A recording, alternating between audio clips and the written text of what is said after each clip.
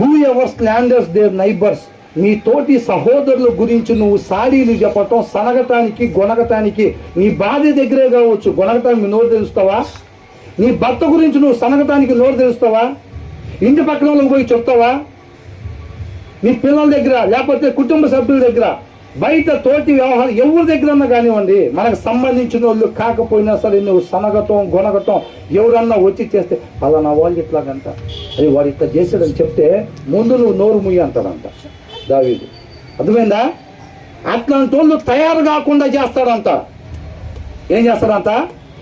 వాడి ముచ్చట నువ్వు విన్నావంటే వాడు నీకు చెబుతాడు, నువ్వు వాడు పోయి మళ్ళీ ఇంకొకరికి చెప్తాడు, వాడు పోయి మళ్ళీ ఇంకొకరికి అది తారా తీయిస్తా. ఏందంట? ఇంటి వెనకాల ఆమె గురించి సాధించి చెబుతానికి ఏమొస్తా, 2 మాటలు చెప్పగానే నీ ఆనందం తట్టుకోలేక ఇట్లా కాదు ఈ మాటలు వినాల్సింది. మనం తాజ్మహల్ టీ తాగుతా ఇంత అదిరిపోయింది. ఇంకా ఏందంట? బిర్యానీలో థమ్సప్ లాగా ఆగక్క ఇట్లాంటి వార్తలు తెచ్చి ఉట్టికినే సప్ప వింటామా? పెడతానాగు టీ మనకి అని చెప్పి లోపలికి వెళ్ళి టీ పెట్టుకొని మనం వింటారు. అంటే ఏం చేసాం వాళ్ళు? మనం అట్లాంటి పనులు చేసే వాళ్ళు ఏం చేసాం? ఎంకరేజ్ చేసాం. వాడు అంతటితో అవుతాడా? నేను బాగా నచ్చాను అనుకుంటా, మంచి పని చేసి అట్లా అందరికీ నేను మంచోడుగా ఉండాలి. ఏం చేస్తారు? ఇంటి ముందు వాళ్ళు ఇంటికి వెళ్తాడు, ఏయ్ ఇంటి వెనకాలమా అన్న ఏం చేసింది, ఆ కూల్ డ్రింక్ తీసుకొస్తా, కంగారు పడద్దు, మొత్తం అంటారా, మొత్తం మన బ్యాచ్. అవునా? ఎలాగున్నాం మనం? దావీదు ఎలాగున్నాడు? ఏమంటున్నాడు? టీ తీసుకొస్తా, కూల్ డ్రింక్ తీసుకొస్తా, తెప్పిస్తా, నాకు తాగుతా మాట్లాడుకున్నావు అంటున్నాడా? నోరు ముయ్యి ముందు నువ్వు అని అంటున్నాడు. అవునా? వాడిని సరి చేస్తాను అంటున్నాడు ముందు.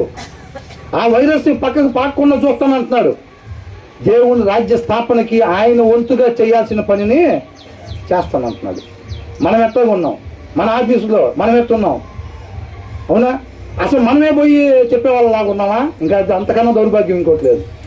వచ్చినోని కందిపోవటం అనేది ఇంకో విషయం అయితే, అసలు మనమే పోయి చెబుతాను చూస్తున్నామేమో. చూడండి, అంత అధ్వానమైన ఆత్మీయ జీవితంలో ఉన్నామా మనం?